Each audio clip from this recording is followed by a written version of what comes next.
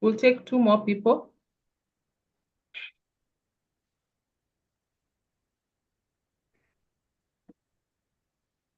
Exactly. Benjamin Tuya.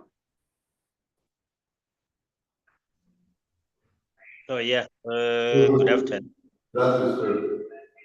I'm Benjamin Tuya from Kenya. I'm an advocate of the High Court, practicing. Mistake that by this training, I am going to have skill or knowledge on how to manage my work, and especially in practice.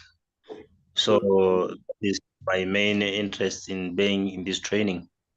Thank you. Thank you so much, Benjamin. Thank you so much. Thank you so much. I do think most of the introductions have been done online in the chats, and at least we've given time for people to introduce themselves, not that wanted to.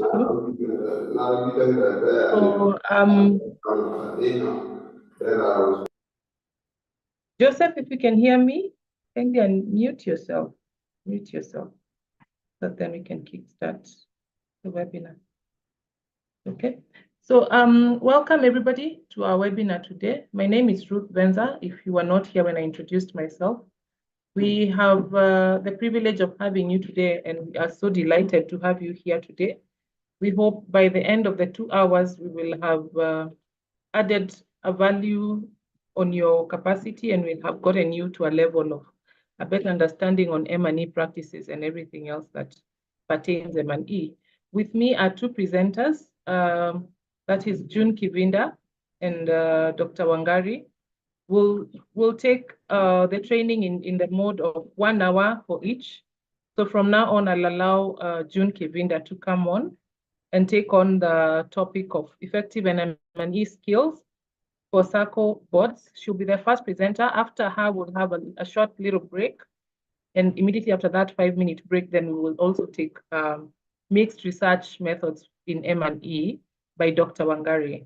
It's my pleasure to introduce John Kivinda to us. June, if you can hear me. Madam June, if you can hear me, please take the floor. Yes. Thank you so much. I see you there. Thank you very much, Ruth. Indeed, I can hear you. And as you have said, I am doing a presentation today based on a research that I conducted. And participants who are around today, imagine that I am a CPA and I have interest in M&E and decided to do this research and share it with you. So what I'm going to do is I'm going to go off video so that I am able to share the PowerPoint presentation. And as we listen, I hope we will have some questions at the end of the session.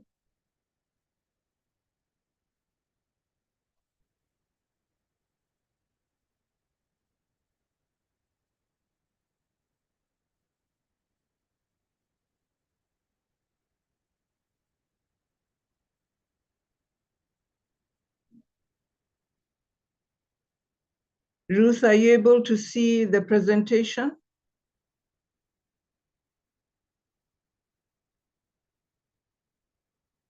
Any participant, can you confirm whether you're able to see? Yes, we can see your presentation, Madam June. We can see. All right. Thank you. So, yeah, we're watching it, yes. All right, so I will begin. And the research was looking at the effect of having monitoring and evaluation skills in the board of directors for SACCOs. And it's a capstone project that was submitted to Strategia Netherlands. And it was related to my doing the postgraduate diploma in M&E. So we find that boards of directors in the public sector, private sector, SACCOs, NGOs, SMEs, and other organizations in general undertake several projects to enable their members and shareholders use their products and services with an aim of having a sustainable future. But despite this, we rarely find a director with M&E skills who can inform whether the projects undertaken are progressing according to plan, if the outcomes are as was intended in the objectives, and demonstrating impact to shareholders. So you will find in boards, there are individuals with various skills, but we hardly see any with an M&E skill. According to Rosenberg and Kotschi, there are many issues that are coming about in modern societies. For example, awareness of climate change, COVID-19, and this means that we need new approaches to N&E for the M&E practitioner. Now, M&E practitioners are not actively sought for to sit in the board of directors of organizations. Most studies done in the world, and even Kenya, have addressed M&E, but there is none that has looked at the M&E practitioner skills that can be useful for a board of directors to aid the board blend its monitoring and advisory roles. Then we ask ourselves, what is a skill? And the Collins Dictionary says, a skill is competent excellence in performance. A skill is something, especially a trade or technique, requiring special training or manual proficiency. Now, Science Direct also indicates that all boards have a director with finance and accounting skills. However, 89.5% of boards have directors with management skills. 74.7% of boards have directors with leadership skills, 34% with legal skills, 27.6% with risk management skills, while manufacturing skills are found in 37.3% of boards, and entrepreneurial skills have 16%. There is no concrete discussion on the presence or otherwise of monitoring and evaluation skills in a board. And here we need to highlight that risk management is not the same as M&E. We further look at the introduction and we see that monitoring, according to Patrick Guda, is an integral activity in a project as it provides constant feedback on the project, the problems it is facing, and the efficiency in which it is being implemented. Evaluation, however, aims at determining the relevance, impact, effectiveness, efficiency, and sustainability of interventions and the contributions of the intervention to the overall results achieved. And this is according to Charles Kadua. But despite these definitions, we still rarely hear of the express need for an M&E skill in a board.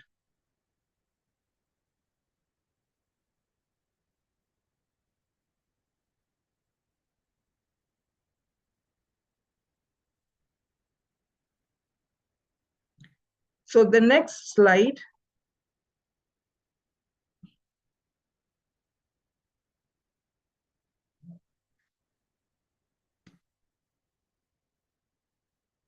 Now, in the next slide, what we want to look at is that if we are told all boards are director with finance and accounting skills, how did this come about? We shall see that we have a body called Integrated Financial Reporting, whereby they have included various things when a finance and accounting director is sharing information at the board level. The financial statements need to be connected to the organization strategy, governance, performance, and prospects. So you can see in that diagram, when we talk about integrated reporting, we are looking at the financial aspect and the sustainability aspect as well. Finances look at the economy in all those areas, products, markets, fines, compliance, etc. However, sustainability looks at the social aspect, ecological aspect, governance aspect, and the stakeholders aspect in the various areas as shown in the diagram. So now let us address M&E skills, realizing that they are not actively sought for to sit at the board. The question therefore arises, what are some of the unknown skills the M&E practitioners possess that can be useful for an optimal board to blend its monitoring and advisory roles? In view of the ongoing discussion, these observations, assumptions, and questions constitute the statement of the problem for this research. So we have the general objective being the effect of having monitoring and evaluation skills in the board of directors for 2 circles. And the specific research objectives are looking at to determine the effect of having M&E skills to document project progress using output indicators, to find out the effect of having M&E skills to document project progress using outcome indicators, and then to establish the effect of having M&E skills to evaluate outcomes of a project. And here we have the research questions which are based on the specific objectives that we have already shared. So in essence, we look at output indicators, outcome indicators, and evaluation of outcomes.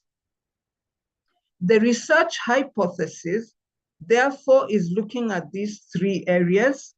Having M&E skills to document project progress using output indicators has no significant influence in the board of directors for 2 circles.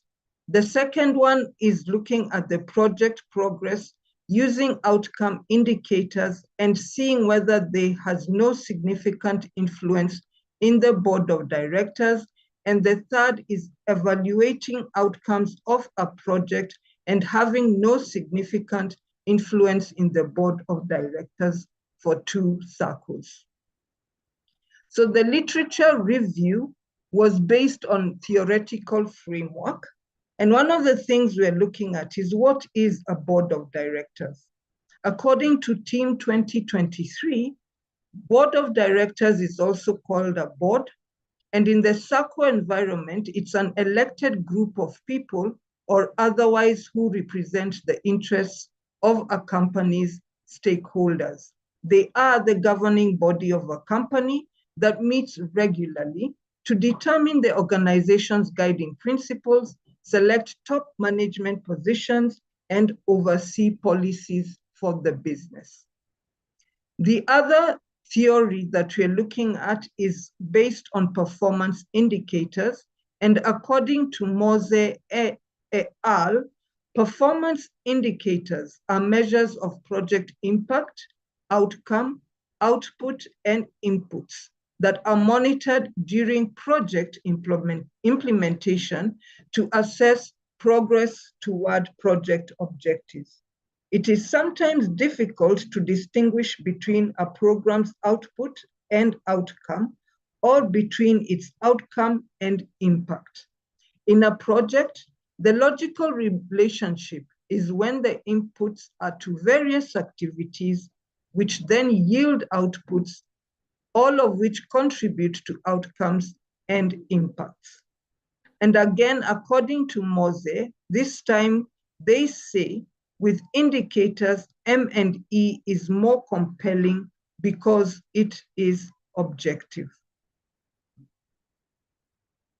The evaluation process has been explained by OECD in 2002 and 2011.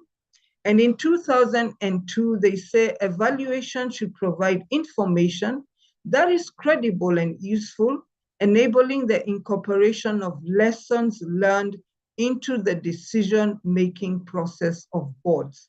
And in 2011, they say that evaluation is not a process, but a specific activity.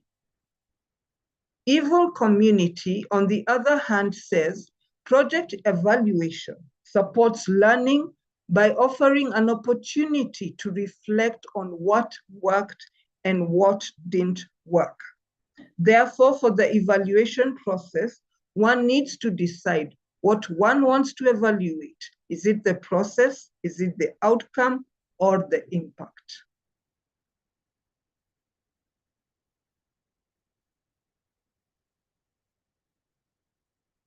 So the next slide, we now look at the skills. And one of them is documenting project progress using output indicators.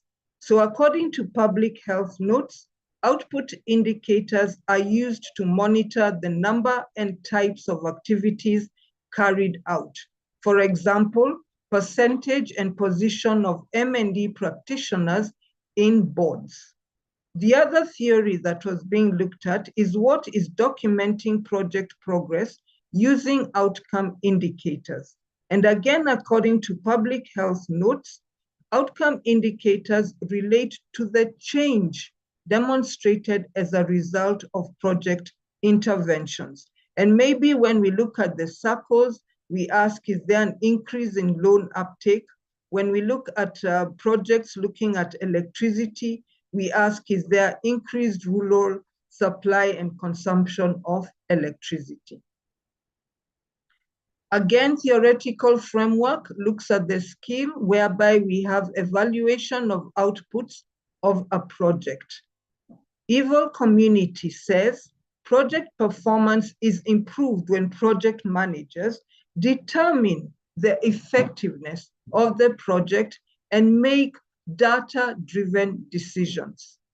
A practical use of outcome evaluation is, for example, an outcome evaluation of an educational project. This type of evaluation would assess the effectiveness of an educational project.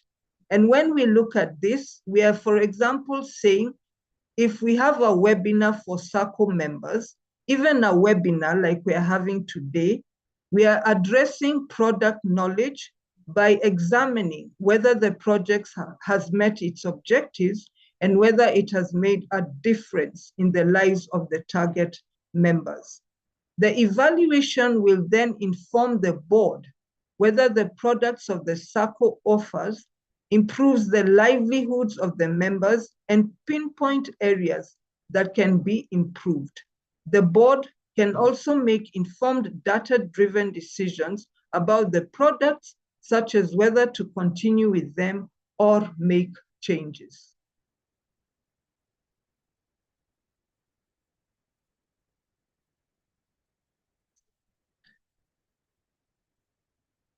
So the next slide, we are looking at the conceptual framework, and we have the dependent variable, which is the board of directors in the two SACCOs, and the independent variables, which look at the M&D skills, and that is documenting project progress using output indicators, using outcome indicators, and then evaluation of outcomes of a project.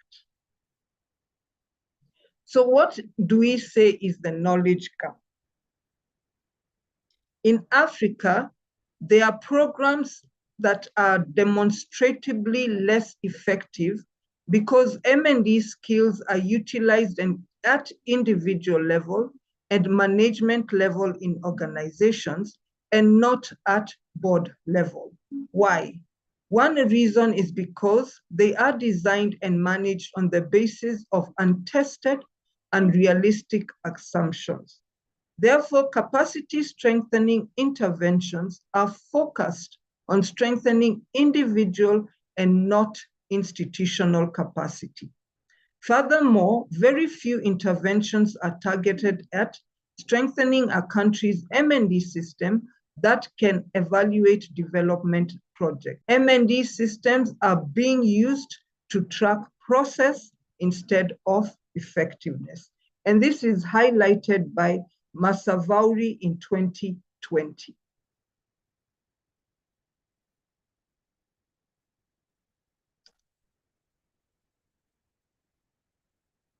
Sorry about that.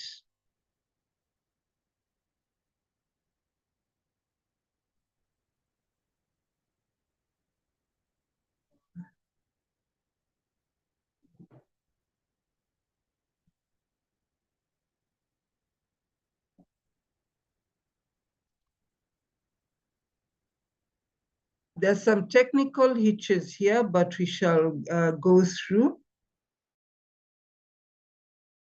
So again, when we look at knowledge gap, we are having a contribution from Davidson in 2002, and he suggests that a more difficult yet equally important task is to articulate clearly to the outside world, to clients and to other disciplines, what it is that makes evaluation unique.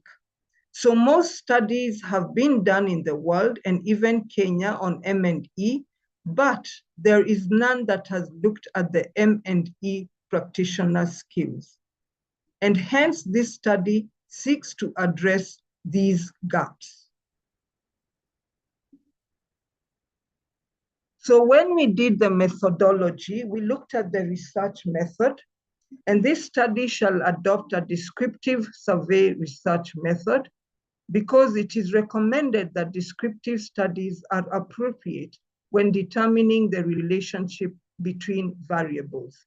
Data collection is based on incorporating a self-completion data collection method where all the identified respondents were given a questionnaire to complete and follow-up was done on the same to determine the completion rate. Validity and reliability of the instrument, we use the Crowbatch Alpha test to test the reliability of the instrument. And the data analysis was based on a regression model as shown there. And we also had quantitative analysis and ordinary least squares regression being utilized. So when we go into the analysis, findings, and discussion, we look at the response rate for one. In general, most SACCOs consist of 9 board members and 3 members of the supervisory committee, and the CEO sits in as an ex officio. This makes a population of 13 in each organization. The responses we had were 14 out of 26, giving a response rate of 70%, which is admissible. When we look at the demographic information, we find out of the 14 responses, all were male, and there was no conclusion as to why no females responded to the questionnaire. The questionnaire was shared with CEOs of 2 SACCOs who then identified which board members, supervisory committee members, and management would address the questionnaire.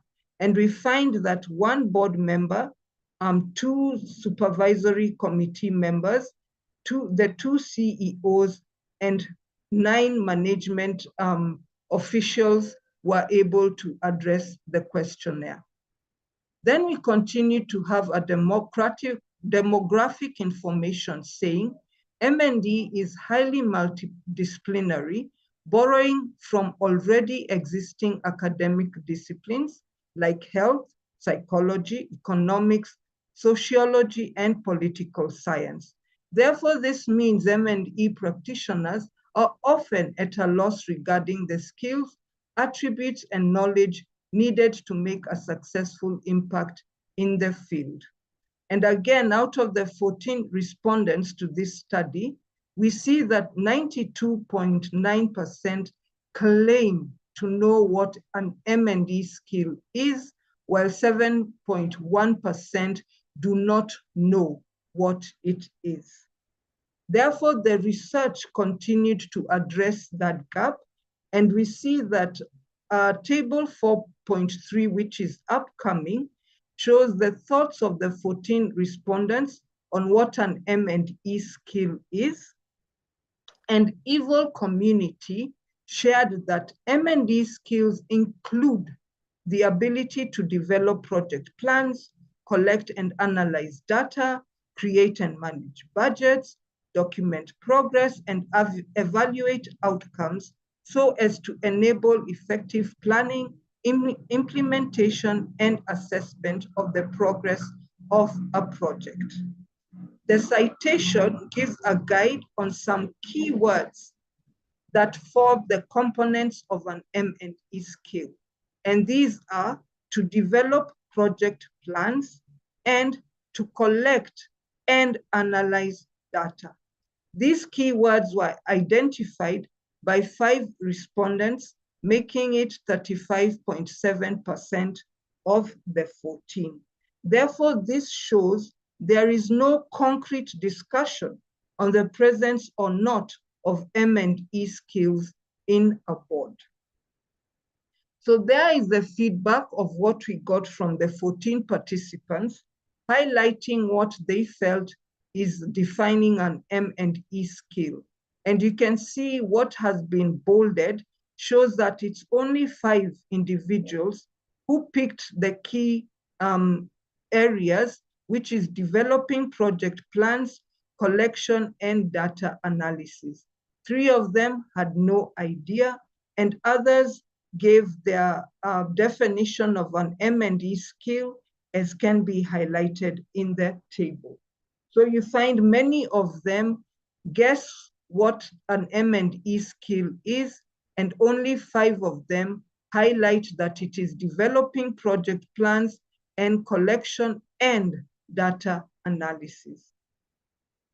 So we continue with the discussion, and again, the demographic information says, as theory suggests, boards are also not one-dimensional, meaning that 57.1% of the respondents believed that SACCO boards have finance and management skills, 50% believe they are management skills, and 78% believe that they are leadership skills, while 21.4% believed that the board has legal skills, 35.7% believed that they are risk management skills, 50 believed that the board has entrepreneurial skills, and 35% believed that the SACCO has M&E skills. Again, we want to highlight here that risk management skills are not the same as M&E skills. So that is the information in tabular form. And we now look at the validity and reliability of the instrument. The alpha statistic stands at 0.861, and the test has shown that the general rule is that alpha of 0.6 to 0.7 indicates an acceptable level of reliability. 0.8 or greater is a very good level. However, values higher than 0.95 are not necessarily good. Therefore, the instrument was considered to have an acceptable level of reliability. Looking at the Pearson correlation, we find that table 4.6 shows that having the M&E skill of documenting project progress using output indicators has a very weak positive correlation with being a board director in the SACCO sector, as the Pearson correlation is 0.088, while using outcome indicators has a very weak negative correlation, which stands at minus 0.046. Having an M&E skill of evaluation of outcomes of a project has a Pearson correlation of minus 0.418, meaning there is a moderate negative correlation between this independent variable and being a board director. We look at the significance two-tailed value, and this table shows that all the significance two-tailed values are more than 0.05, and therefore no correlation exists between the independent variables and the dependent variable. We further move on to look at the ANOVA output, and an ANOVA table determines whether the model is significant enough to determine the outcome. So the table here, 4.7, shows the significant value stands at 0.360. Therefore, the result is not significant. The value of the F ratio is 1.198. Therefore, the model is efficient. These results below show that the tolerable significance level is there, and there is a possibility of accepting the null hypothesis in further analysis. We also have the coefficient of determination, and we have the linear regression based on the model summary below. The R value represents the correlation between the dependent and independent variables. And when it starts at 0.514, it shows that the case is good. The R square shows the total variation for the dependent variable that could be explained by the independent variables, which means the model explains 2.64% of the variations for the dependent variable in real life, leaving 73.6% of the variations unexplained. The adjusted R square shows the generalization of the results, and that is the variation of the sample results from the population in multiple regression.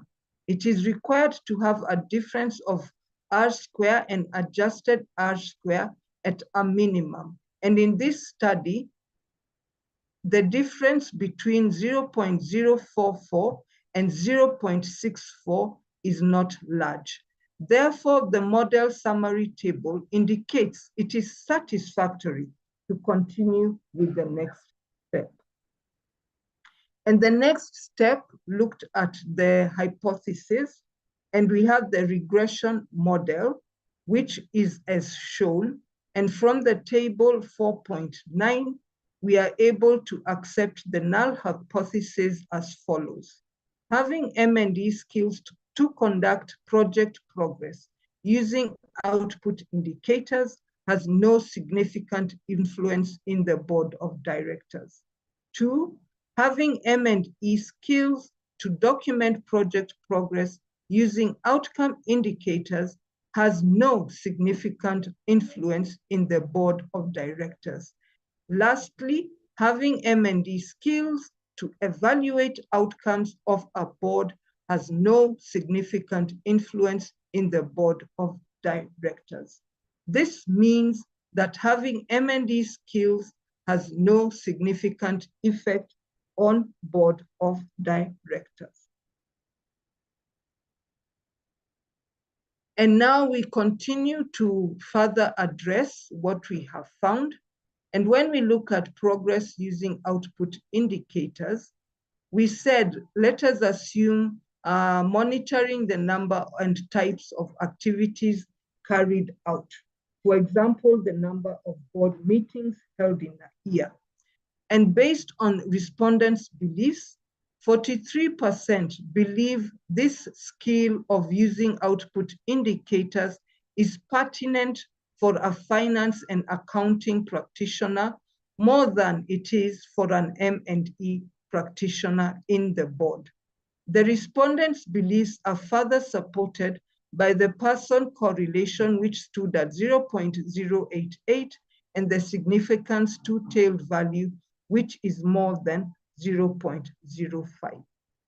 When we go to the M&E scale of documenting progress using outcome indicators in the board, based on the figure 5.2 below, the respondents believe an M&E skill is not required at all to document progress, project progress using outcome indicators.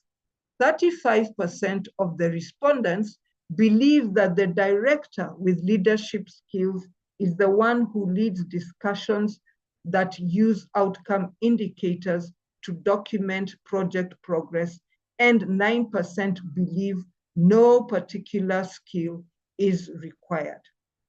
We need to note in this study, leadership skills are not synonymous to M&E skills. The concern is further raised by Pearson correlation that shows having an M&E skill to use outcome indicators in measuring progress of the project has a very weak negative correlation with being a board director in the SACCO sector. However, according to the mean analysis, the M&E skill of documenting project progress using outcome indicators has a high mean, a low standard deviation, and it is the highest of the 3 independent variables. This shows it is the superior skill out of the 3 to consider having in the board of directors. We look at the other skill, and we see that 29% of the respondents believe the director with M&E skills is the one who leads discussions of the project based on outcome evaluation reports, and 20% believe no particular skills are required. The unfortunate aspect from this study is that despite 29% of respondents believing that a director with M&E skills leads the discussions of the project based on outcome evaluation reports, their understanding of M&E skills is not in line with what this study has defined as M&E skills. Then again, according to the mean analysis, the M&E skill to evaluate outcomes has a high mean, a low standard deviation, and is the second highest of the 3 independent variables. This shows it is a preferential skill to consider in the board of directors. We now go to the conclusions. And Mose et al.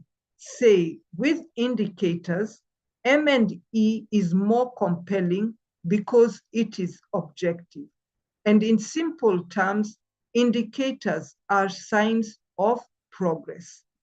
This study has shown that despite 92% of the respondents claiming to know what an M&E skill is, only 35.7% defined an M&E skill to be the competence to develop project plans and to collect and analyze data. No respondent defined M&E skill using the other areas as defined in this study.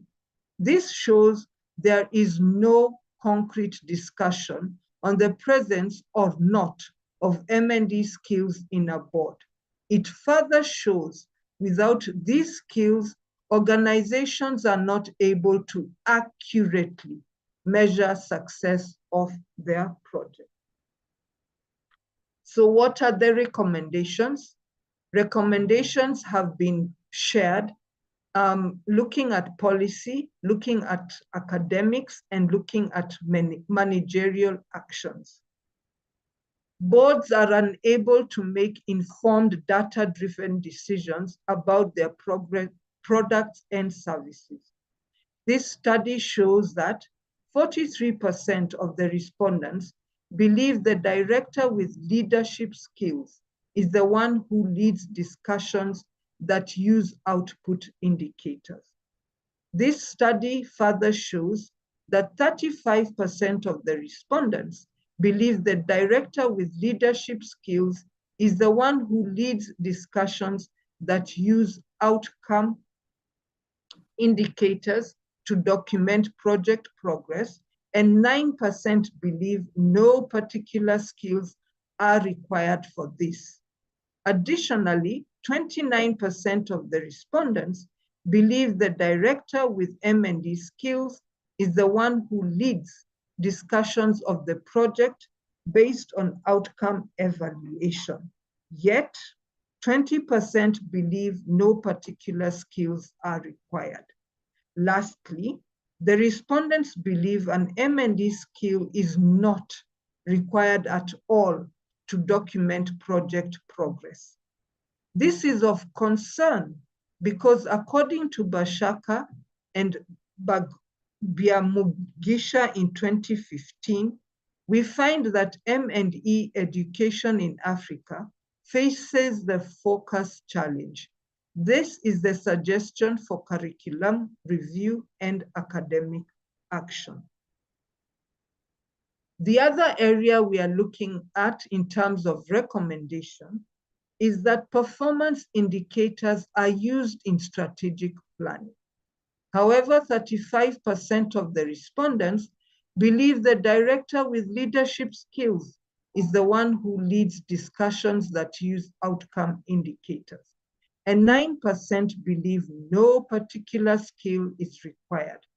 This is of concern because outcome indicators relate to the change demonstrated as a result of project interventions, and this is a pertinent M&D skill. The recommendation is to have M&D practitioners sitting in committees of the board, especially audit and risk, if they cannot sit in the board directly. Managerial action is required because terms of reference for audit and risk committees need to address why M&E practitioners are often at a loss regarding the skills, attributes, and knowledge they possess that are needed to make a successful impact in the field, yet this study has defined M&E skills. Then another recommendation is looking at a growing recognition of the complexity of development problems and contexts has called for new framings. And at the beginning, we talked about climate change, we talked about COVID-19. And again, we also said that the International Financial Reporting Standards Foundation was involved in developing the integrated reporting framework, which brought about social issues, governance issues inside their report so as to address various issues like organization strategy, governance, performance, and prospects in the short, medium, and long term. So maybe having an international body for M&E practitioners may be needed to come up with international standards that define how M&E skills, attributes, and knowledge can be used to offer insightful information that can be put to use for the purposes of making decisions based on data, gaining the support of shareholders, and ensuring accountability. So here are recommendations for future research. 20 years ago, M&E was optional in an organization. There was no focus or emphasis on measuring the effectiveness, efficiency, impact, and relevance on projects being undertaken by organizations. In essence, organizations merely ensured that work was done, outputs created, and initiatives taken. This may not have changed today. However, identifying areas of improvement, tracking progress, and ensuring resources are utilized efficiently are important for an organization. Therefore, future research needs to begin to investigate how to champion to have the presence of an M&E skill actively sought for to sit in boards of organizations in all sectors, not just the NGO sectors. What were the limitations to the study? Through observation, the CEOs did not reach out actively to the board members. They were uncomfortable and not confident to do so.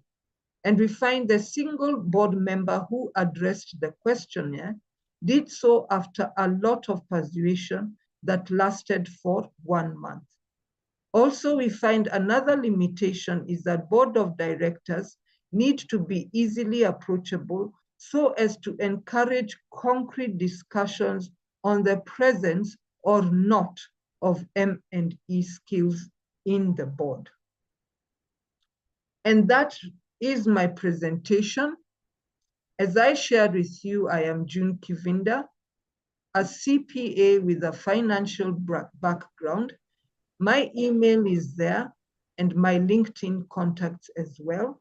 And I want to say that I share my sincere gratitude that goes to Strategia Netherlands, because I studied with them to do the diploma, and one needed to do a research to be able to graduate. And I also want to have my sincere gratitude go to my lecturer, Janie Muli, and to my supervisor, Dr. Mark Rubadi, for their support and this experience. And on that, I want to say thank you for listening. And that brings us to the end of the research presentation. Thank you very much. Thank you so much. Thank you so much, June, for a wonderful presentation, quite enlightening. We are so grateful that you could find the time to engage with us at that level. I know we are just a little bit behind time, and so we will not have a proper health break. The break we're going to have is a break where we get a little talk from my colleague, Janet. Yeah, we'll have Janet just take us for 5 minutes as we take a not so proper health break, but a break that is not so intense like what we've had. Then after the 5 minutes with Janet, we'll straight on go to Dr. Wangari, who's on standby for the next session of the webinar. Thank you so much for your patience. Janet, if you can hear me, please take the floor. Thank you, guys. We note that most of you are saying it's an excellent presentation, wonderful and very insightful. We are delighted that you could actually be on board to experience that. Thank you so much once again, June, for taking us to that presentation. Yeah, we're just waiting on Janet to come on. Thank you. Janet, take over. Okay, thank you so much, Ruth. And thank you, June. That was a very good presentation. Wow, we have learned a lot. What a lesson we have learned today. And so I'm here with some good news and some presentation about Strategia Netherlands.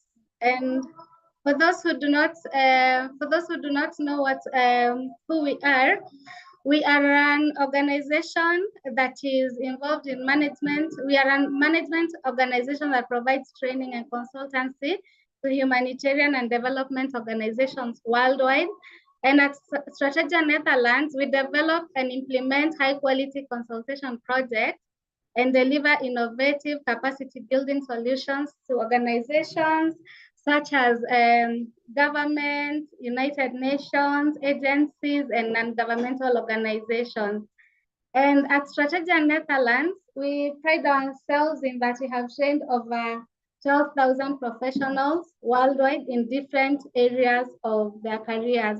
And it doesn't matter which area of your what you do in your career, what career profession you are in, we have something for everyone. And so our courses, we have various courses and we offer them on various levels. We have certificates, and when you enroll for a certificate with us, it goes for 3 months. And what is expected of you is that you're expected to at least undergo 3 modules and submit 3 assignments and 1 final exam. And the cost is 500 euros. And we also have diplomas, which go for 6 months, which whereby you're expected to go through 6 modules to submit 6 assignments, 1 final exam, and 1 research paper. And the cost is 1,000 euros. And as we also have postgraduate diploma levels, and these take 12 months. And on this level, you're supposed to go through 8 modules and to submit 8 assignments, 1 exam, 1 final exam, and 1 research paper. And so our team is composed of different personnel who are qualified lecturers, training managers, and academic managers, and they are equipped with PhDs, doctorate, and master's degrees. And we have, and basically, so the good news is that we are offering a 20% scholarship for those who will enroll between now and between today and February 10th. So to take advantage of this scholarship, what you need to do is that you need to send an email to us on our email address, which is info@strategianetherlands.nl, and mention that you attended the webinar, and also mention that you want to take advantage of the 20% scholarship. And this offer is only available for those who will enroll between today and 10th of February. So if you want to take advantage of this offer, you have to enroll between today and 10th of February.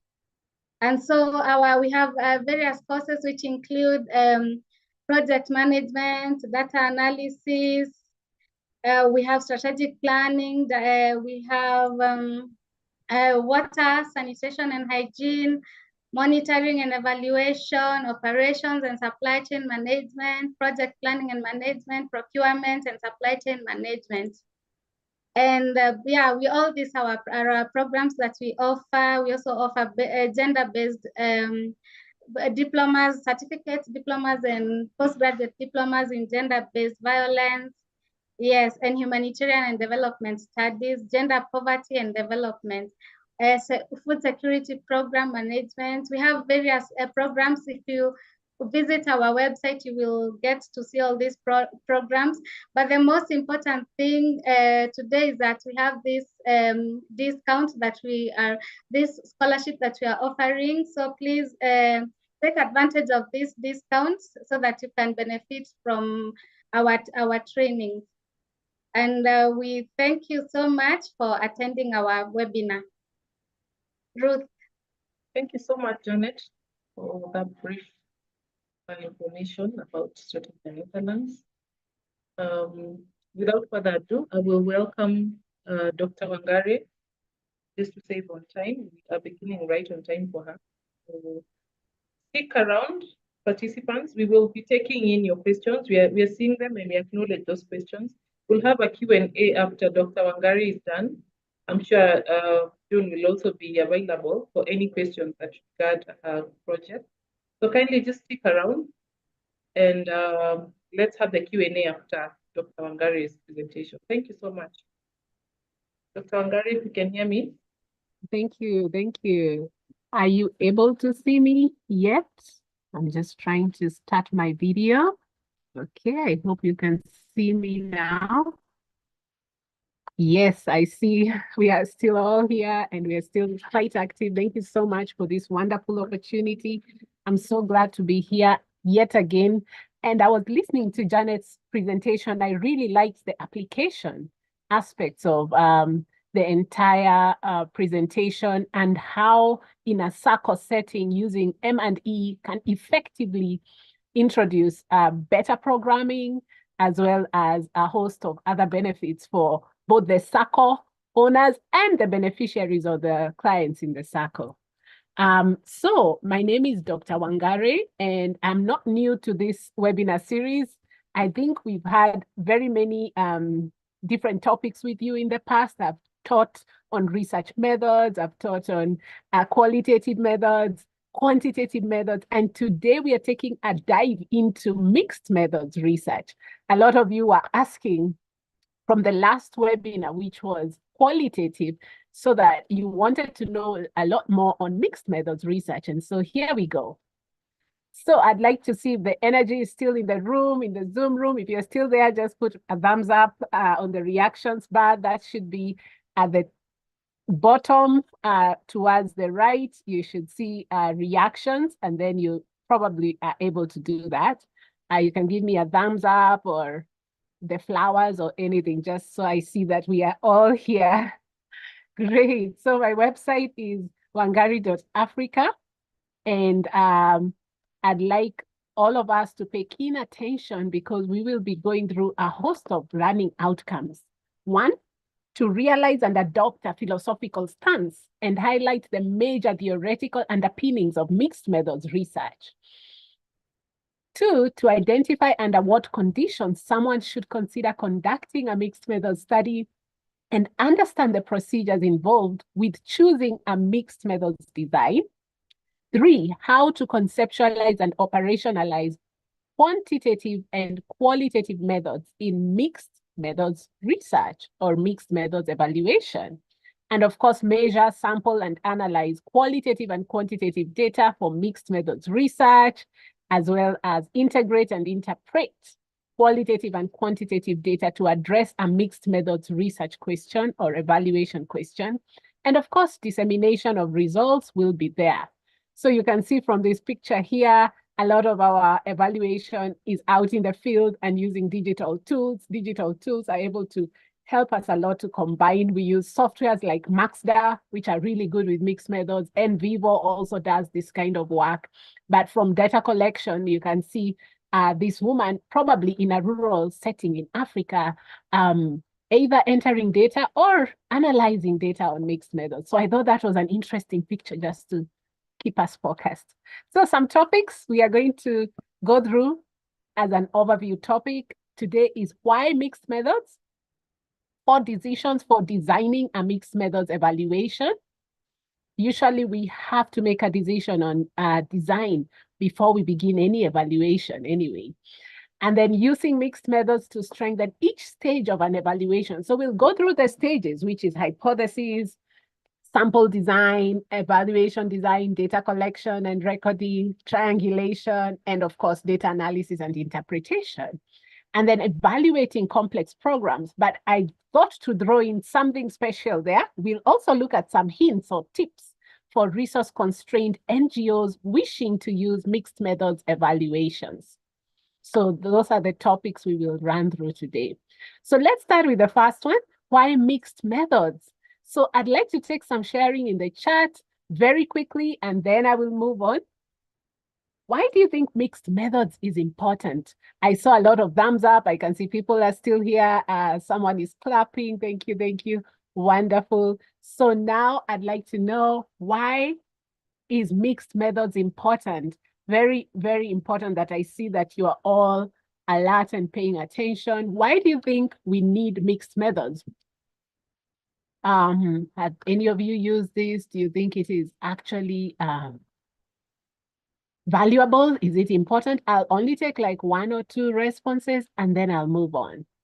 I can see a lot of people are still commenting about the previous presentation. Yes, it was very powerful. So let me hear, why do we use mixed methods? Anybody with any reason?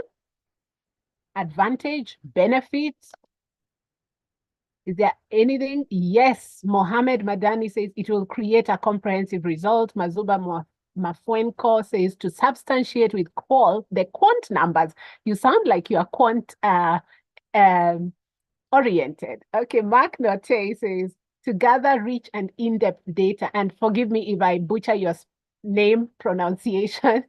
Ridion Juba says to ensure we capture results effectively, Wilkista Orlando for depth and breadth, Sandra Ortega because it is an integral approach, Jonah Tuazon, determine breadth and depth of a research topic, Amos Loquia, not everybody is comfortable with figures. I think you've been comfortable. Thank you. Philip Oledan, need to explain initial results. Ram Kumarsa, represent the real scenario of the community. Interesting. Prince Levy says to improve credibility of data. Nkua Francis Ajim Sibon says to reduce biases. Monikuch Abraham says mixed methods enables investigators conceptually and analytically to integrate qualitative research and qualitative, I think you mean quantitative data. So now the chats are coming fast and furious and I can't keep up, but keep them coming. Thank you so much. The reasons are all correct. You are all on point, and I think we are doing very well. So a typical monitoring and evaluation system will have you as a monitoring and evaluation officer working with a team of enumerators, maybe doing survey packs or survey questionnaires, and field staff who also are providing weekly activity reports to their team leader. And all of this data is being fed to perhaps a program manager, and there is quarterly feedback, perhaps with community leaders. But most of the way funding is, especially in Africa, is that there will be a donor who will be very curious to know about these program reports. Maybe after 6 months, they need a program report.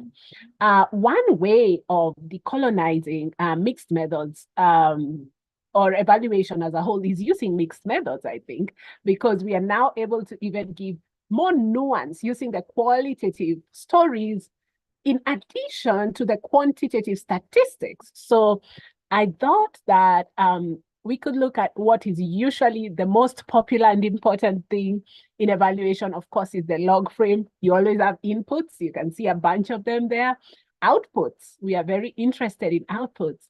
And then outcomes and impacts. And of course, even if we are doing evaluations that are purely quantitative, you will find some statistical results which may need further explanation using qualitative kinds of approaches, and we shall see how to integrate that.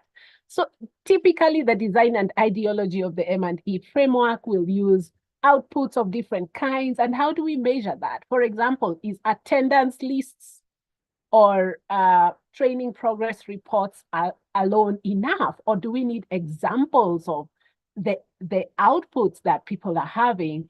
For instance, if we look at outcome and impact, we can do household surveys and go door to door and give people, questionnaires. But what about this bidirectional information exchange in person or on phone, the little nuances and the ways in which people emphasize different kinds of data? So you see, we can combine the qualitative and quantitative elements of data in order to bring a full picture at each stage. And here's an example of a mixed methods research. Just like, Janet very well explained about what happens in the circles. This one is in the rural villages, uptake of health services. So typically, most people who are quantitative oriented will start with a quantitative analysis. And we'll start with a qualitative, maybe an ethnographic study of a small sample of villages to identify the issues before the quantitative household survey is constructed.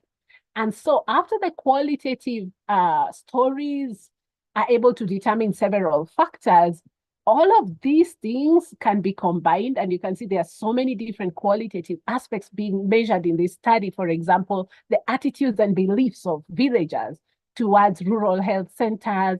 Another one is contextual factors affecting uptake of health center services. And of course, observation and key informant to assess validity of the utilization rates, okay? So all this is qualitative at the beginning, and it informs the quantitative data that will help explain variations in utilization of health centers in rural areas. We know, for instance, in Africa, the issue of bad attendance and hospital births is still a major issue causing maternal mortality. So you start with the stories, the qualitative aspects, and then you come to the figures, and we can be able to explain different people from their context then how the uptake of health services is going. So just a very quick overview of paradigm. What is a paradigm? A paradigm is a world view. Sorry, this picture is not so clear, but we share paradigms as the mixed methods research community with the quantitative community and the qualitative community. So we have several names of paradigms. I don't have time to go into each one of them, but you've probably heard of pragmatism, transformativism, post-positivism, realism, critical realism, constructivism, and so on and so forth.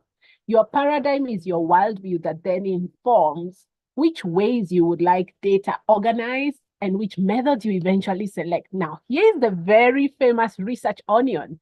I don't know if any of you have seen this diagram before. It's the very famous diagram for any researcher, any evaluator. You've seen the research onion, that the paradigm is overall, you can see the largest concentric circle there that has the philosophy or paradigm. For instance, positivism is on the outer circle, realism, interpretivism, pragmatism. Those are examples of worldviews or angles for which we can deduce approaches. Now, we will be talking about deductive and inductive approach a bit later. So on the second inner circle, you can see deduction and induction, among other approaches. And then from the philosophy and the approach, we now choose a method. And mixed methods is not the same as multi-method. I know some of you who are used to using softwares like NVivo, Maxter, you'll probably see multi-method being indicated in a few places on the software. But when we talked about mixed method, we are talking about integrating. And we shall see how exactly that is done. And then I'll not go into all the different types of data collection and analysis methods, but this is just the famous research on your diagram, which I wanted to show you how the philosophy is connected to the approach, which is then connected to the method. And in this case today, we are talking about mixed methods. So why mixed methods? All of you are correct. It's because no single evaluation method can explain a study, an evaluation, and that explains the high interest in mixed methods, okay? So programs are operating in complex and changing environments. Interventions are affected by historical, cultural, political, economic, and many other contextual factors. Therefore, we need different methodologies to measure different contextual factors, processes, and outcomes. Even simple interventions, in quotes, often involve complex processes of organizational and behavior change. Therefore, program change depends on how different sectors of the target population respond. So we have all these reasons why mixed methods have become very, very popular. You'll find if you master mixed methods research, you become more valuable in the field and you can get more lucrative kind of work. So what is a mixed method evaluation? In a nutshell, we can call it integration. Someone in a different forum I was training this on called it marrying of the two, qualitative and quantitative. So the idea is an integrated approach that draws on tools and techniques from at least two different disciplines for defining hypotheses, sample selection, evaluation design, data collection, and analysis. And we'll go through each of these stages and how mixed method can really enrich each stage. So it is the combination of quantitative and qualitative approaches. The team doing mixed methods evaluation usually includes professionals from each discipline. Typically, you will have quantitative people and qualitative people. Therefore, it requires a proactive management style that addresses the challenges of using these approaches, and two, ensures that full advantage is taken of the theoretical and methodological benefits. Now, I talk about challenges here because mixed method has also been heavily criticized because it uses a more pragmatic approach. And therefore, what you cannot get in quantitative studies, you will gain in the qualitative elements, and vice versa. However, people say, who gets to decide which approach is best for this or most amenable for this particular evaluation? And we shall see how to exactly do that. So in a nutshell, the benefits is combination. So somebody talked about breadth and depth. I don't remember their name, but quantitatively, we are now talking about the breadth of the data. How many, how much, how representative of the total population, and are the changes statistically significant? But when we talk about qualitative, we're talking about the depth of the data. How are the changes experienced by individuals? What actually happened on the ground, and what was the quality of the services? So you see the benefits will be combining all of these things and makes for a very rich data set. Most of the time you will have much more explanation when you combine the two. So there are 4 major decisions for designing a mixed method evaluation. One is decision number 1, at what stages of the design are mixed methods used? And you can see the typical stages in an evaluation. I put them on a table. I really like this matrix because you can typically go back to it and tick if you think you will need for any stage, maybe quantitative or qualitative or mixed. Remember that mixed methods can be used at any stage of the evaluation. A fully integrated mixed methods design combines quantitative and qualitative methods at all stages of the evaluation. So if you had mixed methods just on some stages and not other stages, would that be considered a mixed methods evaluation? Probably, depending on the emphasis and how much you have used mixed methods. So at the first stage, we'll be going through a formulation of hypotheses, then sample design, evaluation design, data collection and recording, triangulation, and then data analysis and interpretation. So decision number 2, remember we are looking at considerations. How do you get to decide whether you need mixed methods? So decision number 2 is the design sequential or concurrent? When we say this sequential, we are saying quantitative to qualitative or qualitative to quantitative, or when we say concurrent, we mean together at the same time. So sequential, it means these approaches are used in sequence, but in concurrent, we say that they are used at the same time. So here we are just talking about the data gathering sequence. And I gave an example of rural villages and uptake of healthcare, whereby an ethnographic case study was the qualitative design that was used to infer on the different factors that may need to be studied, maybe beliefs and attitudes of villagers towards rural healthcare centers. And all of that information and all that nuance was able to bring out themes that were now put into a survey format. And probably in the quantitative stage, they used Likert scales and in order to generate some sort of statistical data. We can also have quant to qual or qual and quant together. So here is, there's usually a lot of visualizations when we write up mixed method evaluation reports, and you'll be familiar with this way of writing quant and qual, which we also call sequential explanatory design. This is the interpretation of initial quantitative results using qualitative findings, okay?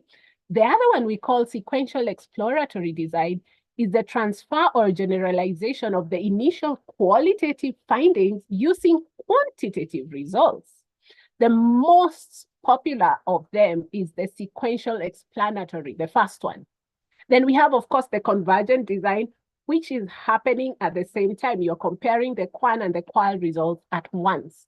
So there's so many different designs, but some people also talk about 4 designs.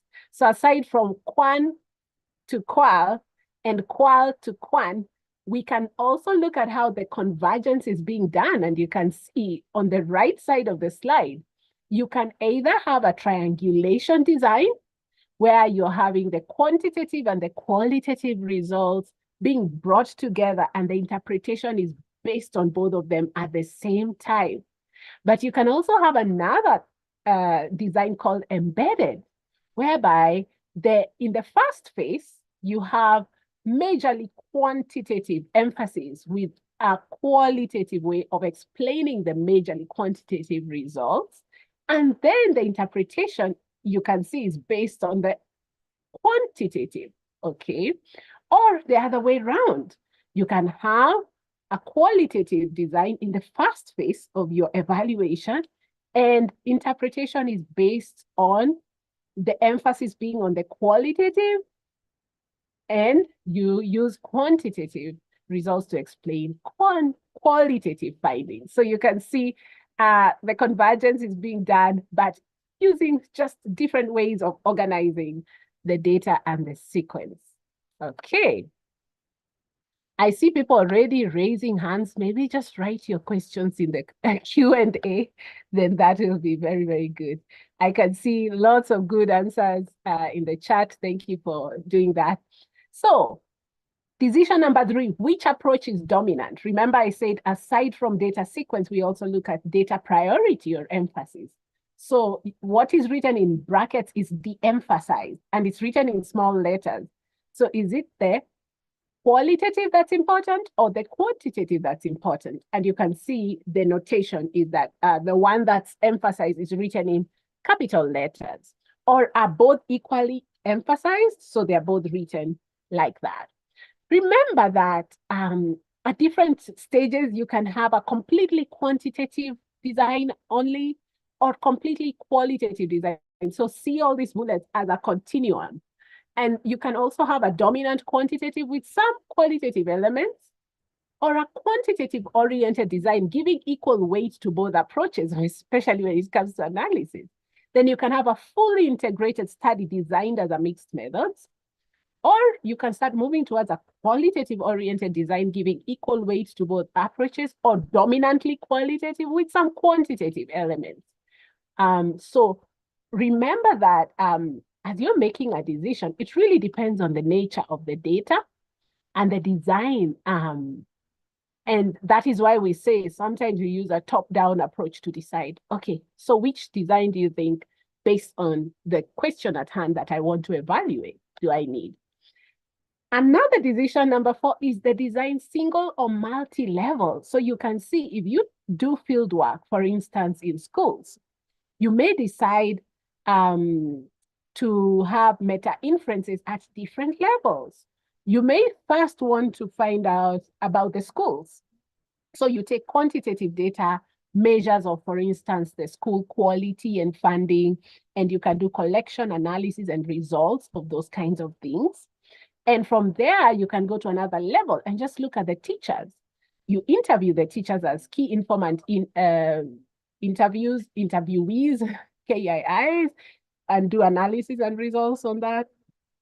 Then you can also do qualitative, maybe focus group discussions or individual interviews with students and analyze and results, give results on all of these things. At each level, you have meta inferences.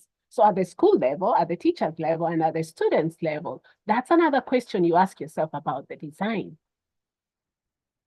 And now let us go to the other very good question. I'll look at it later.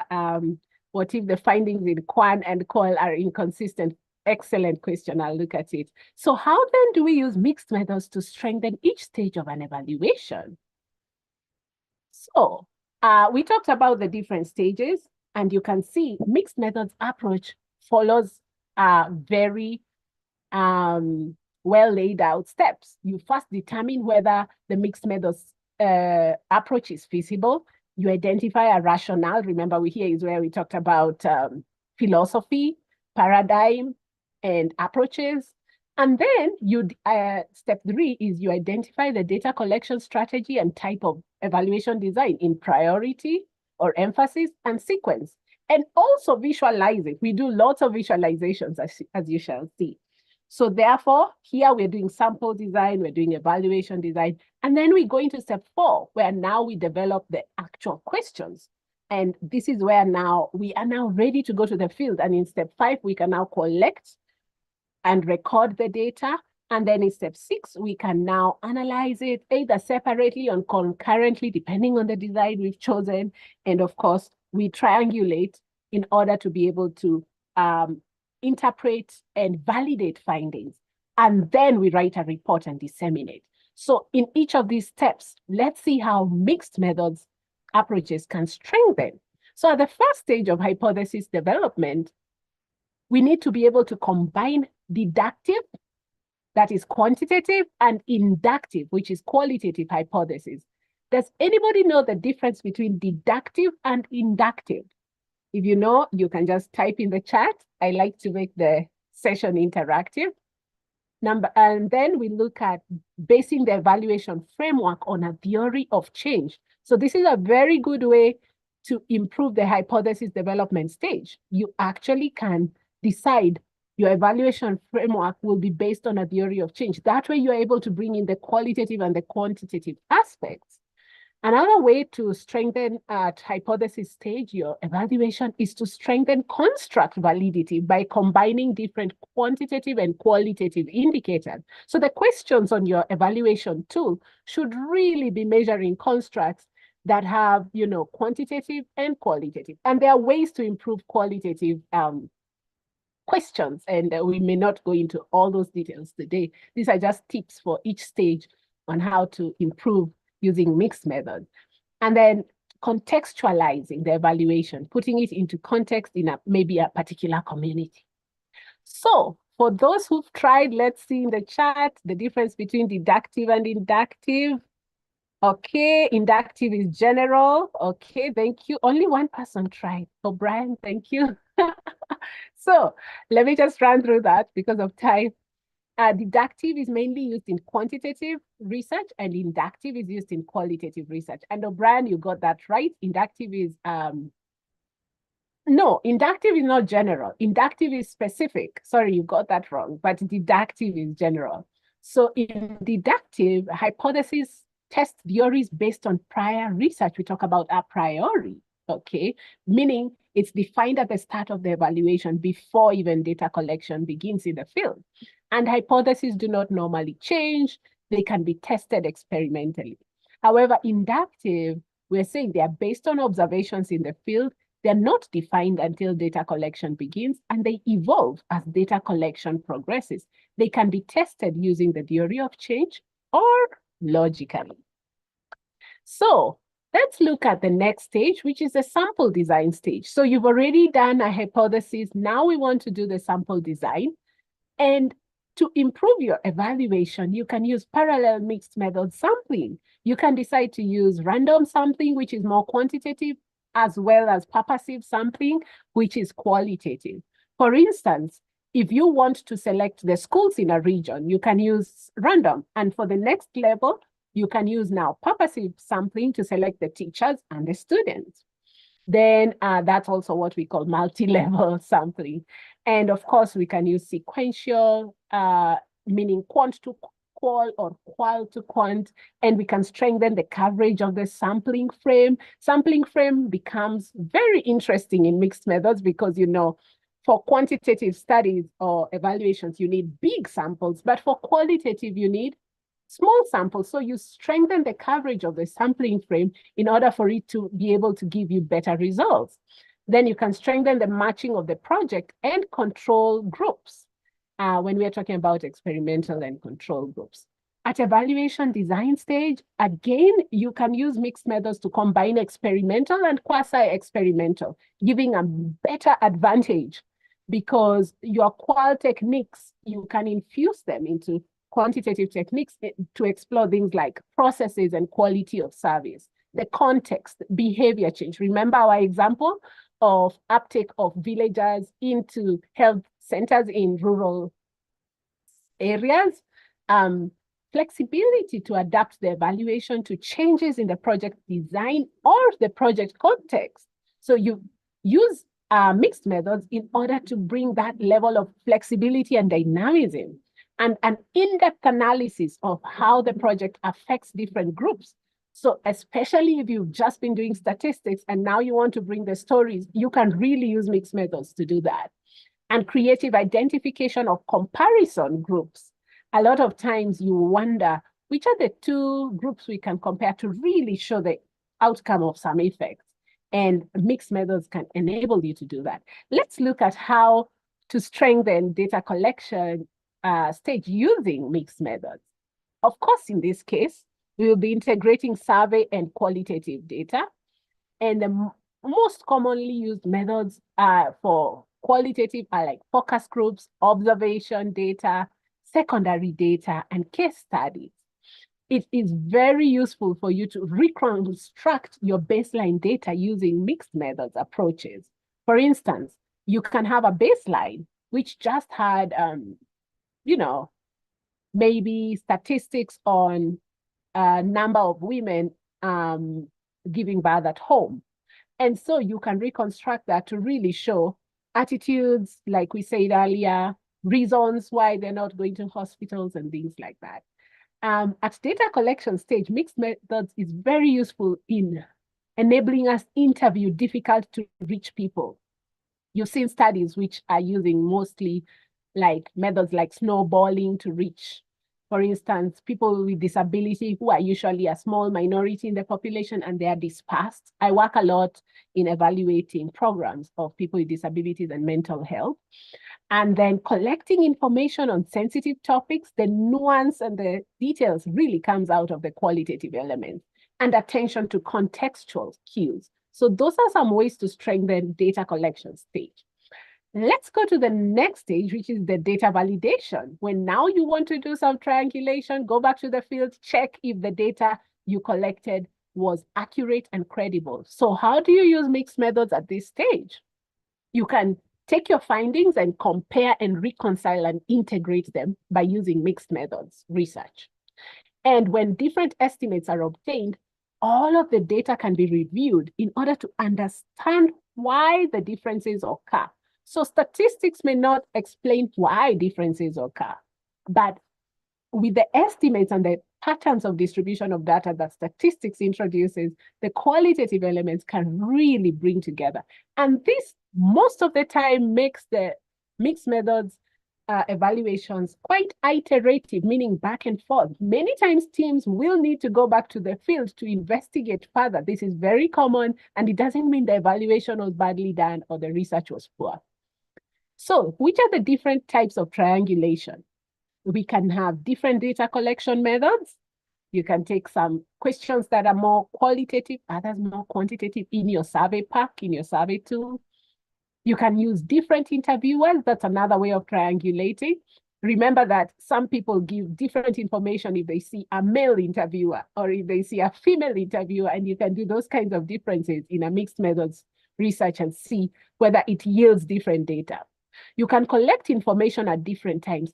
Remember, if you collect information on a Sunday morning in a predominantly Christian nation, people are generally happy on Sunday mornings, right? So you want to really check for context and where it is you're collecting this data and what time.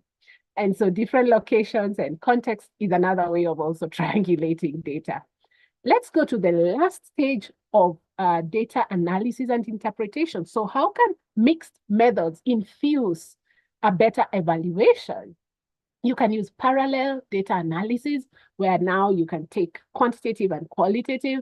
You can use conversion data analysis, whereby you can convert some of the qualitative data into quantitative indicators and vice versa. This is very common. For instance, you may be having qualitative data describing beliefs and attitudes, and you realize that the themes are actually distinct and separate. And so you can take each theme and create a Likert scale very easily.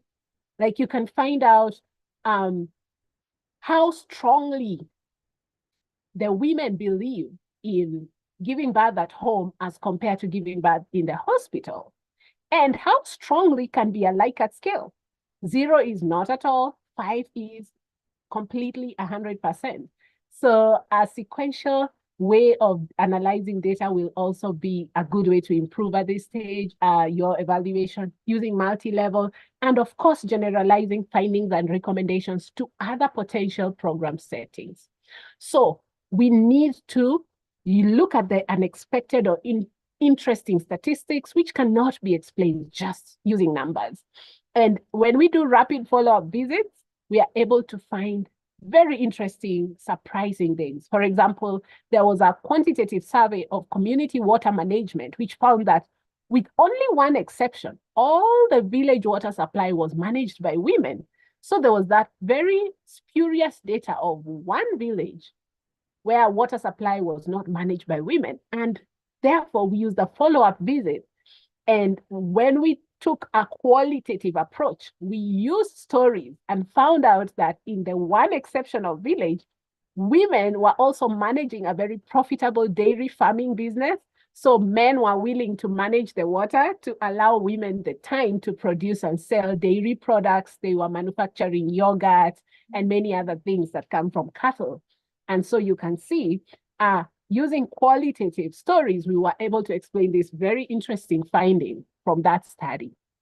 So again, in evaluation designs, you can strengthen quantitative designs using qualitative approaches like exploratory studies, focus groups, semi-structured in-depth interviews, case studies. I've already mentioned that.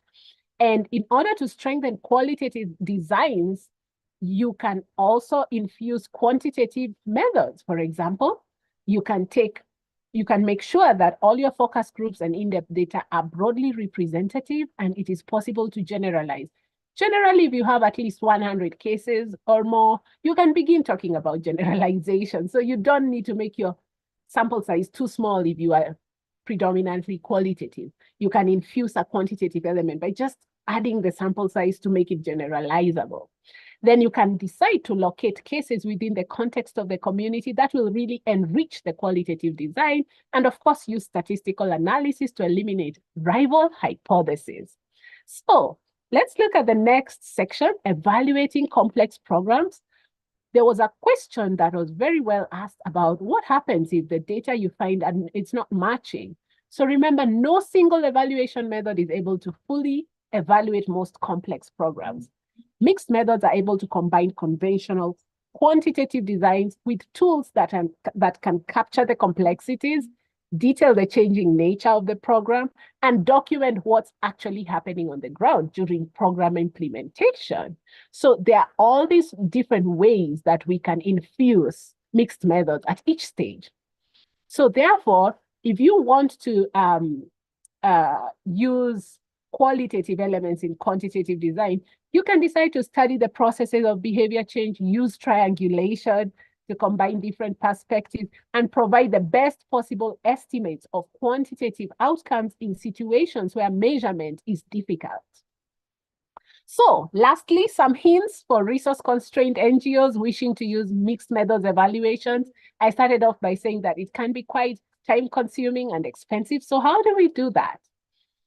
Because mixed methods can help enhance quality and credibility of evaluations, you need to base the evaluation on a well-articulated theory of change.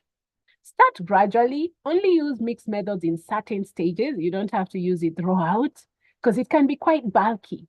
And you can start with sequential designs. I had talked about the most popular being the sequential explanatory, where you start with the quantitative and then you use qualitative to describe the statistics or explain the statistical findings. And then start with simpler and more economical techniques. For example, you can use secondary data, focus on the kinds of evidence that are credible to stakeholders. Yeah, so it takes a high skill to do mixed methods research because you've got to deduce which themes will be credible. And then have a strong reliance on triangulation and look for creative ways to reduce costs of data collection, which are like, one, you can piggyback the study onto a survey being conducted by another agency. That's one way to reduce the costs. You can use university students, practitioners on locum, practicum, attachment, internships like nurses and a lot of other, if you're in healthcare settings, for example. Another way to reduce costs in data collection for resource-constrained NGOs is to consider using secondary data instead of going into the field for new surveys. And then use observations, focus groups, or other qualitative techniques as an alternative to conducting a survey. And then triangulation, comparing estimates obtained from 2 or more sources, is way cheaper than a conventional survey. So there are all these different ways that you can actually reduce costs. And so as I finish, here are the main take-home points. 1, no single evaluation can fully address the complexities of development evaluations. 2, mixed methods combines the breadth of quantitative evaluation with the depth of qualitative methods. So mixed methods is an integrated approach to evaluation with specific tools and techniques for each stage of the evaluation cycle. And we've looked at all the stages today. Mixed methods are used differently by evaluators with a quant orientation and a qual orientation, and they offer distinct benefits for each kind of evaluation. While mixed method evaluations can require time and money, we offer tips for resource-constrained NGOs to use mixed methods. I've talked about how to reduce costs even at data collection stage. So here's a quote by John Cresswell, who's a world-renowned leader on mixed methods research, and he encourages a lot of decolonization of the methods. He encourages teams in every continent to really bring up, for instance, here in Africa, we need a lot more scholarly, Janet talked about international forums in order to define it our own way. So he says, it is not simply cause and effect thinking or group comparison thinking, but it's the complexity of human life. I think that quote really encapsulates what mixed methods is about. Thank you so much for your kind attention. And I'll now be happy to take any questions or comments. Thank you.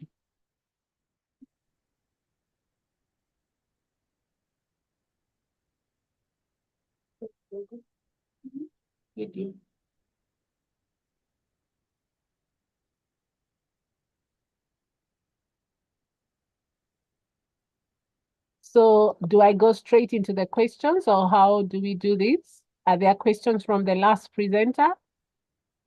Yeah, so thank you so much, Dr. Wangari, for such a brilliant presentation. I was listening and I'm quite enlightened by what you've just been sharing. So there are questions both for you and also for June. I will take yours first and then hers can follow. Dear participants, please continue sending in your questions on the Q&A section so that you don't miss them. So far, I only have 3 questions. The others I was able to answer. The ones that are technical, we have to give them to the experts. And so, Dr. Wangari, you'll take the first one. There's Tianlin Gao asking, in sequential design, what if the findings are in quantitative and qualitative? What if the findings are inconsistent? Thank you so much for that question. So as I said earlier, it takes very high skill for you to be a mixed methods researcher. And you need to really, first of all, get findings in qualitative that are from a well-designed evaluation and results from quantitative that are well-designed. So if they are inconsistent, that is where triangulation comes in. It's really the work of a mixed methods researcher to go back and ask themselves questions. There are several tips given by the NIH, which is a major source of funding for mixed methods research, and other bodies on, how to even improve the credibility of mixed methods and evaluations or analysis or designs. And so one way is triangulation, basically going back. And it's a very important practice to also, present a data table that lists your quantitative and your qualitative data and state your inferences from integrating. So how exactly did you integrate the data? So from there, anybody can be able to see a transparent process to go back and see where the inconsistencies were found or further clarification is needed. So I hope I've answered your question. Thank you. So the answer is triangulation, yeah. Thank you. Sorry, Another one is start my video. Sorry. I think someone is working on that. As they do that, I think we can continue in view of time. So somebody else is asking, Nikita Patel is asking, how do we decide or on the number, yes, on the number of HGDs and IDS to be conducted in a qualitative study? Great question. So qualitative studies are not about sample size. They are more about credibility of data. So for us to be able to know how many people, we need to consider the homogeneity of the characteristics of participants. So in order to identify number of respondents in a focus group discussion, we want to know 2 things: homogeneity, which means sameness or similar characteristics of participants. And number 2, the other thing you determine is saturation. Saturation means how many responses do we need to be able to completely understand the issue or information needed. But typically, you'll find sample sizes as small as 30 for individual interviews, and focus groups, you can have 2 or 3 of them with about 8 to 12 participants, but there's no specific number. People always ask, how many focus group sessions are enough? And, about 90% of studies need only 2 or 3 focus groups, yeah? And remember, the point is up to where the themes are discoverable. If you have saturation, if you've reached saturation, you have enough evidence to build your case, then you don't need to continue. So it's a qualitative paradigm does not focus so much on the numbers. It focuses on, have we well answered the question in adequate depth? Remember, it's about depth, credibility, and genuineness of the responses. They need to look credible. Yeah, thank you. Next. Yeah, thank you. Is mixed method appropriate for impact evaluation of a grant? Lamin asks. Great question there. Thank you, Lamin. Yes, most definitely. Impact evaluation uses heavily quantitative approaches, but when we have impact evaluations that can especially use an explanatory model, it makes it very much richer. Explanatory, remember, is where we said we start with quantitative and then qualitative. So therefore, you will always supply additional input using stories for the interpretation of the overall results of an impact evaluation. So of course, we can use mixed method approaches to impact evaluation, and impact evaluation, will be mostly quantitative predominantly. And so we infuse the qualitative aspects, the stories, the case studies, the nuance in order to better explain that. So that is a very brilliant question. Thank you. Thank you so much. I'm still waiting for more questions, trying to fish out some from the chat. Okay. But I'm saying, Lemmy, Peter, what are the best monitoring tools that can give updates on the status of the project? Yeah, so was that for me? That sounds like both of you, but yeah. Yeah, let me give now Janet to take that one. Thank you. Actually, June. June, you can take that one. I mean, sorry, June. Sorry about that. It's okay. The question is, what are the best monitoring tools that can give updates on the status of the projects? The tools. Thank you for that. Maybe you can enable my video, please. I believe somebody is working on that as well. Yes. It should be on now. Thank you very much. There are various tools that can be used. And one that I used when presenting my research was the questionnaire. And other tools are also available depending on the exercise that you are conducting. You can also have interviews. You can also have recordings. You can also do secondary data whereby you will use the internet and AI. So the tools are various, but what will guide you on which one to use is the exercise that you are undertaking. Okay. Thank you so much. The next question is from Abdul. This one goes to Dr. Wangare. Is triangulation compulsory in all M&M studies?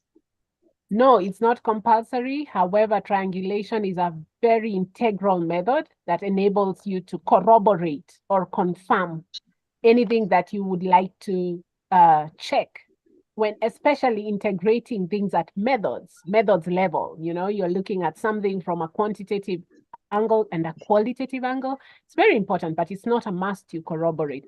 It's one way to reduce bias. We use that in order to reduce bias.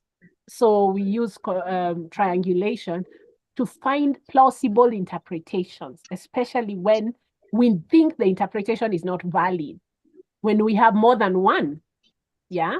So we look at we look for fit between data. So when we are drawing meta inferences, we can talk about concordance, expansion, complementarity, discordance of the data.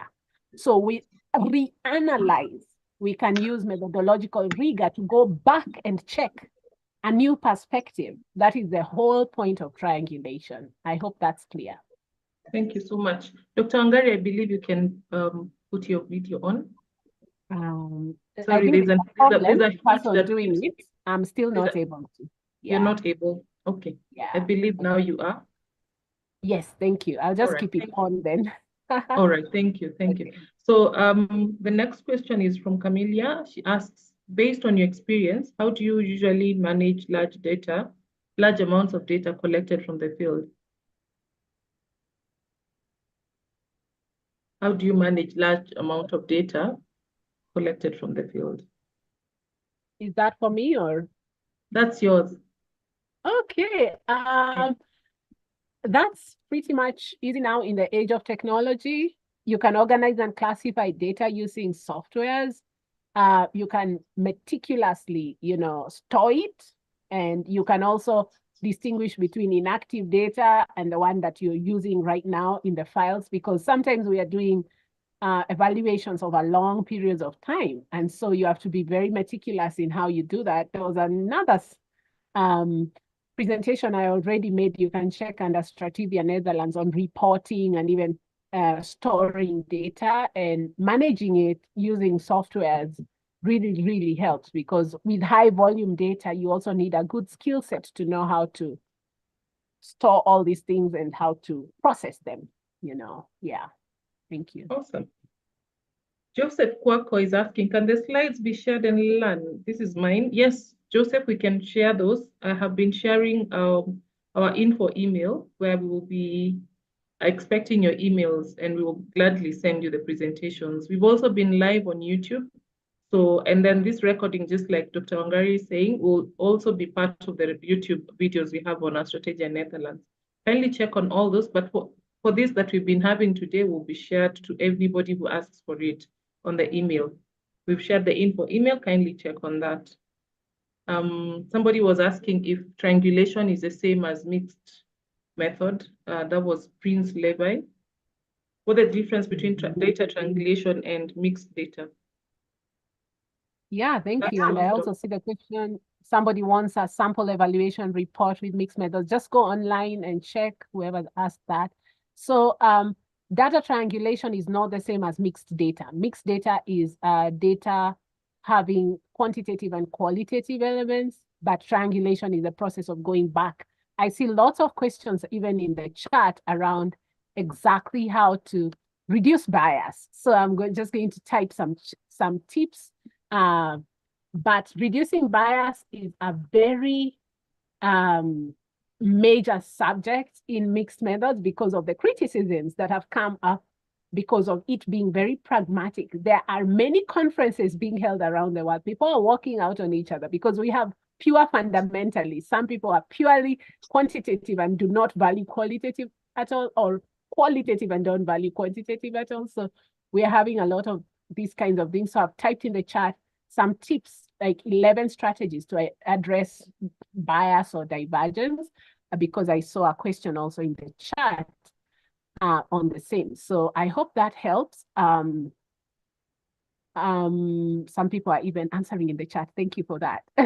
Yeah. Good. Yeah. Anything All else? right. We can take 2 more questions with your permission, Dr. Wangari, because I can see we are right on our time, on top of our time. Okay.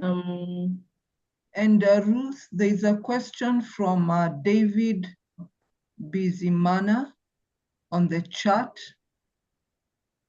The study on read impact. Sorry, you can read it out. Okay, thank you.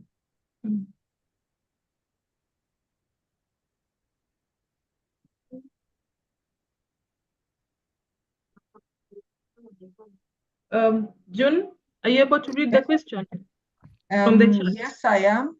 Okay, kindly do. Okay. The question from David Bizimana. The study on impacts of the M&E skills on the board members. Which country was the study conducted? It was conducted in Africa and in specific Nairobi. And sample size of the respondents, the sample size was based on the structure of a SACCO board of directors. And we say 9 of them sit in the board, 3 members sit in the supervisory, and the CEO is an ex officio. So that makes sample which was equal to the population of 13. And from 2 organizations, we had a sample of 26 and 14 responded. So I hope, David, I've answered your question. Yeah, we hope David is answered. I will take another question from Ernest Tambo. This I also fished out from the chat. But before then, I want to urge us to continue writing the email to the email directly. When you put your email here, we're able to write back to you. But I do not think the 276 people that were logged in will be able to capture that email. So for efficiency, kindly just write to us. It's easier that way and more efficient when we respond with the PowerPoint presentations. So that then we do not underserve you.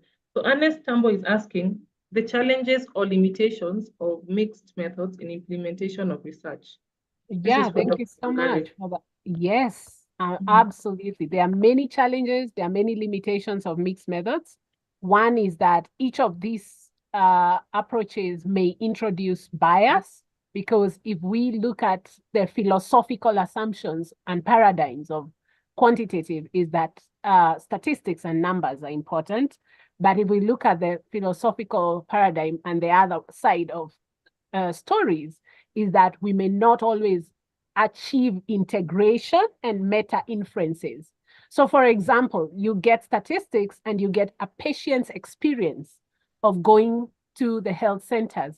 Sometimes it's divergent. Somebody very well alluded to that. What do you do when what you're seeing in the statistics is not being explained by the stories of the people qua ground? In Kenya, we say things qua ground. So what do we do in those cases? Those are some of the challenges. There has been a lot of criticisms of a very pragmatic approach of how do you even select which sequence? Do you start with quantitative first or qualitative? You see, all these things are determined by the purpose, the components, and the explanation on when to do mixed methods.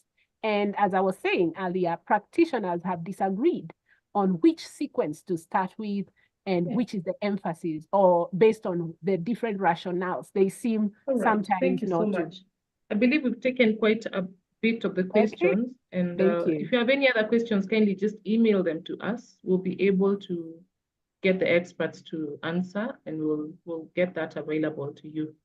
I do not think there's anything else that we can possibly just end here, but I will give a minute to June and Dr. Wangari, pardon me, to just say the last wrap up of their presentation, maybe in one word or whatever you choose to do before I close.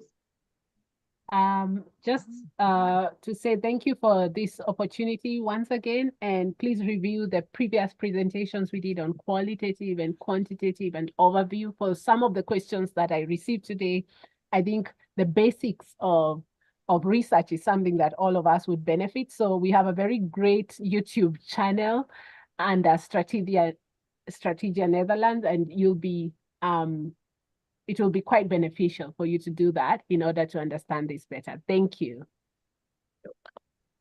So, June? Yes. And again, the video is not working, but I will make my final remarks.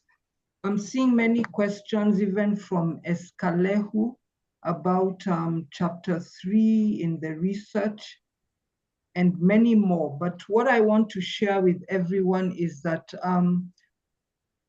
I enrolled into Strategia Netherlands to do the diploma, higher diploma in M&E. And I am a CPA with a very strong financial background and a lot of interest in terms of what board members offer at the board level. Therefore, that's why I picked the M&E course. And as we were explained to by Janet, there is that diploma where you need to do a research. So that is what brought about this research and the findings and everything that is being asked about it. And what I will share is, as you enroll to do a course in Strategia Netherlands, let us try to be practical and use what we learn to solve the problems that we are facing in our continents. And my gratitude goes to Strategia Netherlands, because they indicated to me that the research I had done was very interesting. And it is something that I believe we need to look into further in terms of research, because M&D skills are not being addressed by board members. And I am passionate about this because you find many projects are not successful. And I ask, where were the M&D practitioners? Yes, we might be doing our work as consultants, as individuals, but we need to up our game and sit at the decision-making table and not just be at management level or just be an M&D officer. So thank you very much for the opportunity, Ruth. And those are my final remarks. If anyone needs my contacts, they can be shared as well when sharing the PowerPoint presentation. Thank you. Awesome. Thank you so much, June and Dr. Wangari. I will extend my gratitude to the participants for finding time. We at Strategia Netherlands don't take it for granted that you find time to even have this conversation with us. We are so privileged that we had the two experts on board today, and we don't take that for granted as well. Thank you so much. We hope you've gotten value for your time. We hope when we call again for another webinar, you'll also be available, because it's our delight to see as many of you just get the knowledge that we are offering for free. Thank you so much. You might want to know more about Strategia Netherlands. Like Janet was saying, our website is rich with information. Our emails are open. We are also extending the 20% scholarship. Please feel free to reach out to us. We are here to engage. We are here to just, elevate ourselves to the next level. Thank you so much. And for now, we end the meeting. Bye-bye. Bye. Okay, bye. See you. Interested in building a Bye. career? Bye. Thank you. Shukran. Thank you so much. Bye. Netherlands is the best option for you. Thank you so Bye. much. Solutions It to was the very United insightful. Nations, governments, NGOs, and Bye. organizations Gambia worldwide. works with the Make your National Youth online application Council now. as an money officer. Bye. Diploma in Monitoring and Evaluation, Diploma in Grants Management, Diploma in Conflict Management, Diploma in Disaster Management, Diploma in Water Sanitation and Hygiene, and many more. The cost for diploma courses is 800 euros, while postgraduate courses cost 1,200 euros. Visit www.strategianetherlands.nl for more information.